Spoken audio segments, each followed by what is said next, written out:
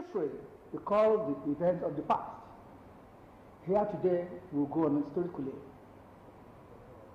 I have with me the great men of EGBALAND, royalty, roll into the chieftaincy, and of course, Abeokuta, the city, capital city of Ogun State, coincidentally, is the own state of Egba people. And the Egbas are historically known to have held their own all over the world, expressing themselves in socio-economic centers of the world. And here today, we're looking at public relations in the cosmopolitan city of EGBALAND. I have with me His Royal Highness Oba Olufemi Oguleye, the Towulade of Akale of EGBALAND, I mean of Owu Kingdom. You're welcome, sir. Thank you very much. The Towulade is a veteran public relations professional, veteran journalist, and he has rolled so many things into one. Here we are today having you. Thank you. You're welcome, sir. Thank you. And I also have a veteran journalist, Immediate Guru, a man who has been a mentor to so many of us. A man who is a cognate entrepreneur, is a man who has also, in the palace, made EGBALAND proud. And I have with me Chief Lai Labodi, the Are Baru of EGBALAND. You're welcome, Chief. Thank you very much. It's nice having you here, sir. Thank you very much, and, my colleague. I must say that the issue of EGBALAND, and coincidentally, which is also which is having Abeokuta as the capital of the Egba people and Ogun State. Some people describe Abeokuta as a village of rocks. How did it grow into a cosmopolitan city? Thank you very much. Egba history in the past took place in the very glare of modern history. We are talking about 1830, but Egba didn't just start all of a sudden in Abeokuta. In fact, when the first wave of the refugees, of asylum seekers, of people looking for where to settle in peace and prosperity came here in 1830, they met some people here. But what we are talking about is how did it start? It's all started in the late 18th century, that's 1775 or so. Really? Yes.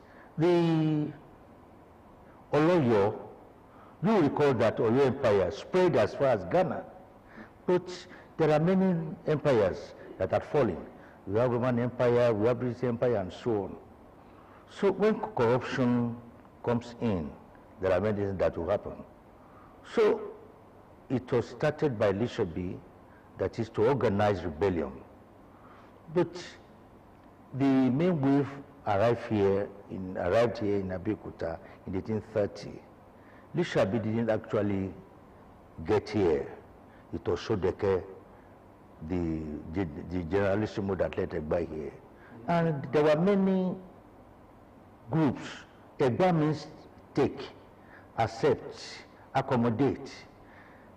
Perhaps, according to some people, Egba was given to people seeking their freedom from oppression by the Oyo people and the Ibadan people. Egba, when somebody is being oppressed, Egba, Egbawole, Egba. So it all started to form in 1830. Until today, it has been growing and growing until the arrival of Eric Townsend and his group in 1842. Thank you very much. It's a pleasure having you, sir. Kabiyesi, let me say it in the Yoruba parlance. Ẹni tí ọmọdé ò bàbá tán, Abaroba. Aroba sì ni bàbá ìtàn. Ojúbàṣà. Well, that goes to say that there had been antecedents before Bart Freeman came in 1843.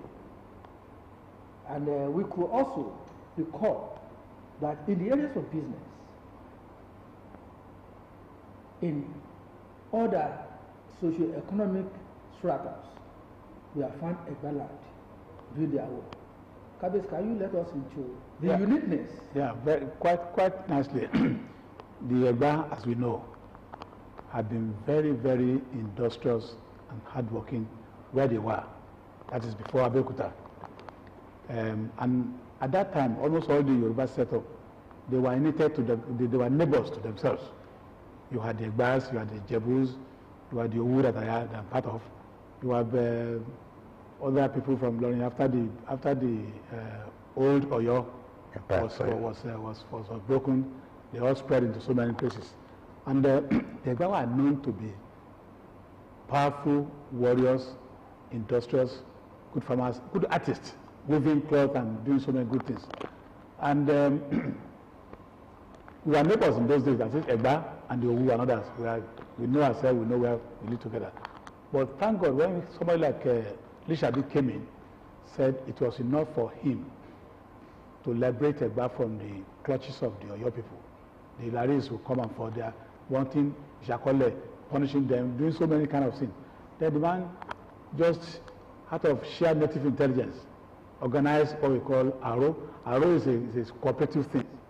Meaning that, you know, in those days, if you are farming, you join others to farm their own farm, others to come back to join you and do your own farm. So that had been the traditional thing that was on. So Lishabi organized these things, and to people, they didn't know the motive, they didn't know the meaning or what they wanted. They just wanted to see what they would do his farm. So it was only the night of when they would do that operation that he was able to tell some key people, these are missions for every Ajele that you pass through of kill, and they did that, and it was wonderful. It was a unique, in the modern language, coup that happened, and so the Egba was taken out of the clutches of the people, and so the war went on until eventually, when they were able to say they want to find a respite for themselves, and that's what traced them, what brought them to Lishabi, as we were told, didn't get to Abeokuta, but Shudeke, who was another leader after Lishabi, and some other people, they were the one who came to Abeokuta. And then they found Abeokuta, where history says about 1830 or thereabout, that they came to Abeokuta, and they came to Abeoluma. Other people joined them, including even the Owu people that we came. We were somewhere, there was this internecine war that happened to the Owu to entire people. And what caused that war? Very simple thing.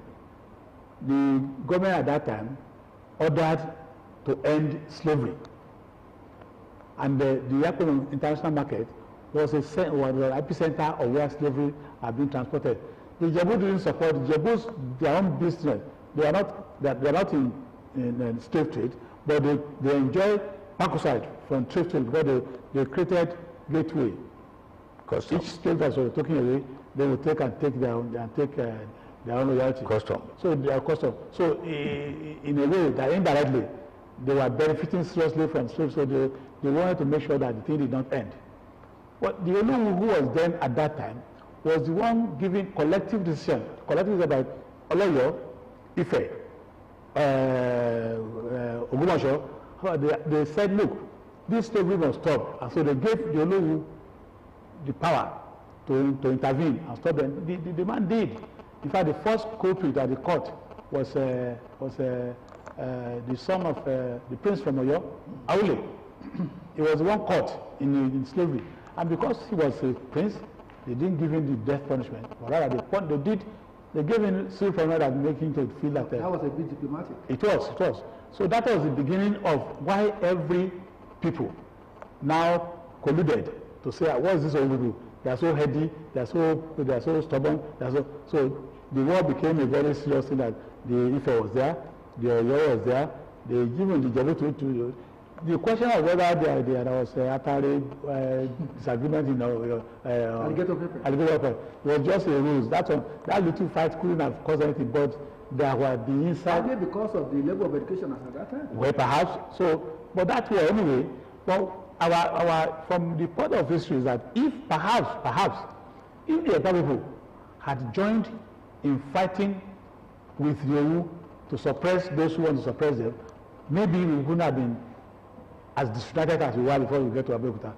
But only Ikija at that time a little bit gave assistance to Yowu in fighting. But again, Yowu had been known to be heady, to be powerful, to be warriors, and they brought the war. The war was so large that for 7 good years we were driven back into our own enclosure in Yowu. The war could not go forward, could not go backward. So the last batch of the old people that broke the fence of their world to come were the ones who came to Abeokuta in 1994 to join the Egbas. So when we joined the Egba again, they were even, according to what Oreku have told them, they were passing by. They wanted to go to, they said they should go to a place where there is river going to Gaun or Isheri or so. But Shodeke haven't known them to be real warriors and good nationalistic fighters. Say, look, you people, we just saw them. I said, you can't go anywhere. Even where Abeokuta that we are to here, we are not other settled because the Dahomey are still coming. The series of interlopers want to take so many in Abeokuta. So they figured with Owu and Owu State. And in making sure that we are stayed, there was a place, that's where we call Okagowu now, which was tangential to the Lagos arm of the road, where you can see those who are fighting. So that is how we were here. And that's how we joined the Bible. Well, very historical. What it should be. Very historical. But one thing strikes my mind, and that is the industry, the vision that the great leaders of Egba earned in those days.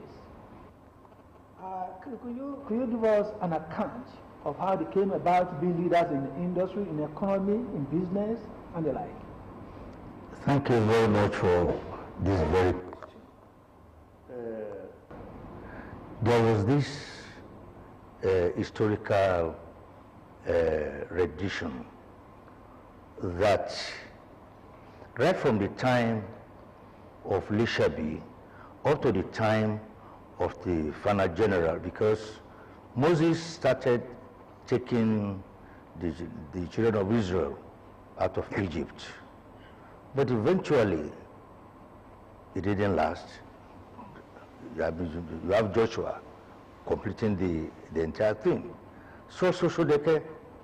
But there's this idea that they have been consulting Ifa, and Ifa said that, well, when you get to so place, that's the place you will settle. Also, white men coming over the water, over salt water will come. In other words, if I had predicted that the white men would come to Abeokuta and Egba would say, Henry Townsend got to Badagry. He could have stayed in Badagry permanently. He passed through Ota. He could have stayed there permanently. But he decided to come to Abeokuta. And when he came, Shodeke said, well, that is what Ifa had been saying. Maybe what I'm saying will not be palatable to either Muslims or Christians, but that was what we read in history. Henry Townsend came with religion and trade and Western education. The missionary people? Yeah. The missionary Henry Townsend. And when coming for the second time, he brought Ajayi Crowther. In fact, Ajayi Crowther not only did Yoruba alphabet, he also did Igbo alphabet. Yes. Quote me. Yeah. So, Western education started, trade started, and if you have ideas coming together, and if you're able to trade this and that is where we started. So they asked Henry Townsend, what do you want? He said he wanted land. Okay. Do you want to become a trader? Look, I'm okay with my Ifa religion. the father told me that he will come. You want land, okay. And you want those people not to trouble this white man. Anybody that troubled him, he will use him to, he will sacrifice him to, well, that is it. So that was how it all started. And Western education was it then. And at that time, British Empire was all over the world. Not even the great America today or Russia wide, I mean, was greatest. So that was how it started. That we had the first medical doctors, we have the first this, and that was by dint of our acceptance of Western education. Really? And don't ask me, because if you have a friend, because I've done many interviews as a reporter, and one prominent, a good friend of the media,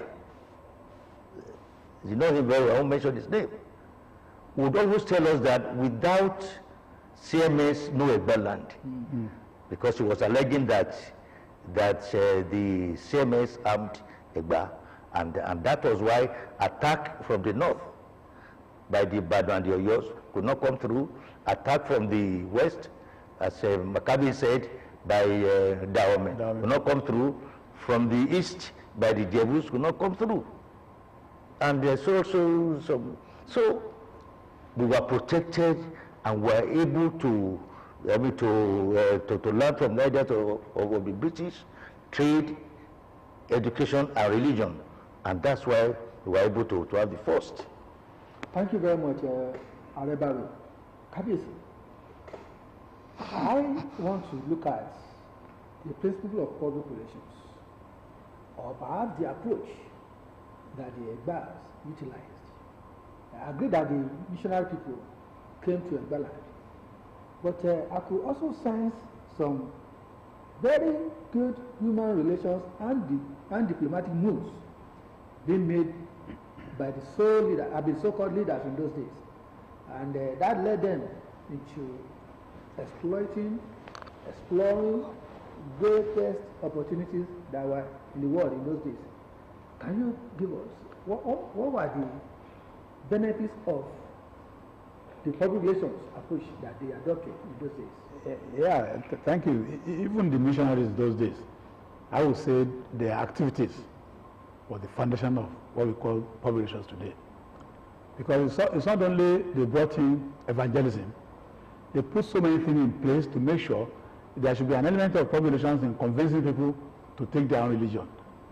And not only that, even to educate us, to give us education. They are part of public relations to influence the people, to make sure we are on. Not only that, even the British people too, or those missionaries, they even joined in physical fighting for war to defend Abeokuta. I read the story I read about was it Bat Freeman, Heritage and other, and other they worked, and they were like warriors going to war front to say this has to be the protection. Visionaries. Yeah, visionaries. And even the physical fight of the war, they led our people. You see, historian, when they are writing, again, I will say this, when they are writing the history of EGBA, the writers of those days, our forefathers or our elders that wrote, they were particular about mentioning the EGBA people that fought.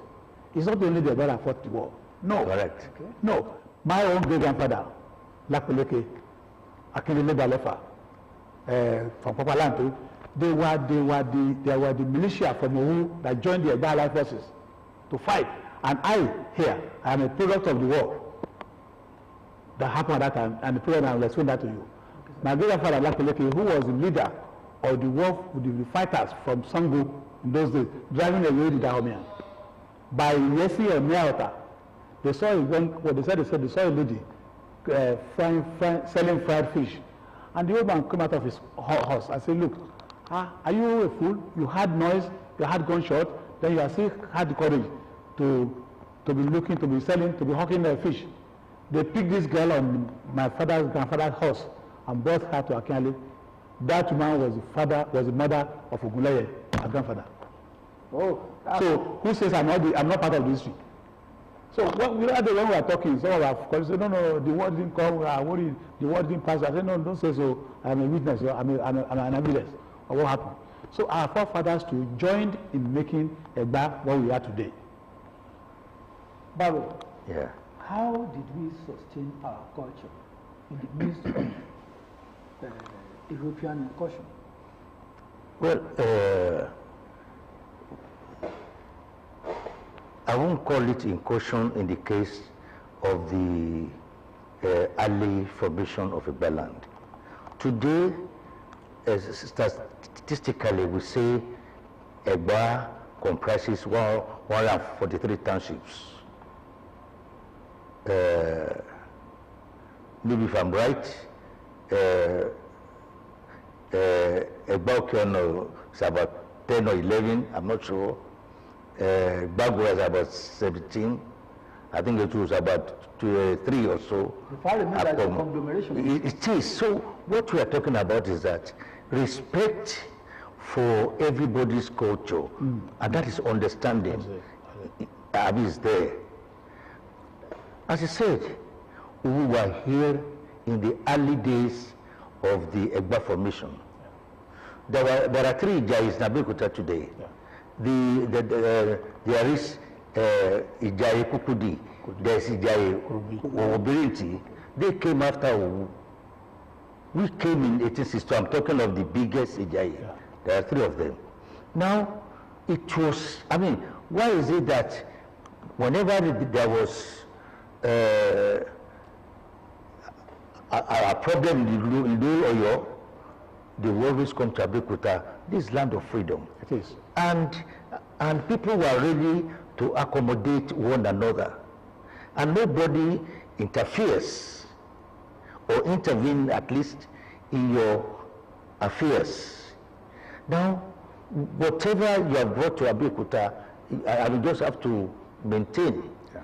And that's respect for human dignity, culture, social, this and that, has been responsible largely for the sustenance of EGBALAND. Egba is an amalgam of various sub-ethnic groups. Alandegos are also here.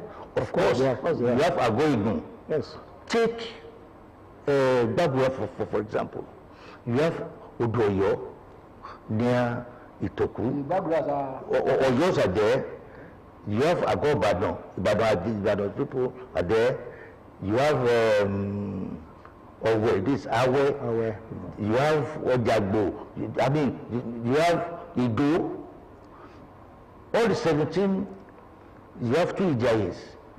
They are basically from Oyo, seeking and eventually found peace there. And you have Uwu, they are here. You have Ijais, they are here. You have Okidibo, they are here. In fact, you have Agwebu. And EGBALAND is a best example of what you call a confederation. It is. Yeah, exactly. Even you recall that even in the days of the British, when they want to give up, when we were taking our first independence in Egba in 1898. 1894. 1894. All the people were called together. Alaki was president. Yes, Alaki was the prime minister, or the head of state. Yes. And he made others as ministers. In fact, of course, he was the minister of finance. Finance, yes. Kabiyesi, we're going to put a stop to this discussion at this point. Okay. Of course, when we come next week, we're going to look at the areas of education, which accounted for so many educational institutions in Ogun State. Yeah. We're also going to look into some other areas that has benefited EGBALAND and invariably Ogun State. Can you give your last thoughts, sir? Well, just as I said earlier on,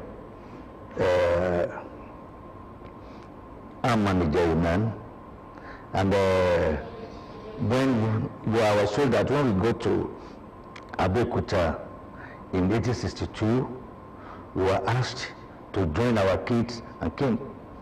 at either Abeokuta or Abeokuta, but they said that, okay, we should come here.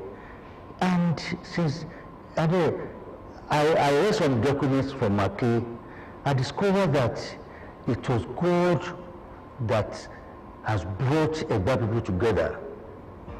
Thank God. We are unique, and what we have been having, I'm very proud that Egba is developing. It is on that proud note that we're going to end this chat for this moment. Until next week, I'm going to thank the Are Barry of EGBALAND. Thank you very much. And Kabiyesi. Thank you very much. Sure. It's a pleasure having you. Thank you. See you until next week when we continue this discussion. Have a nice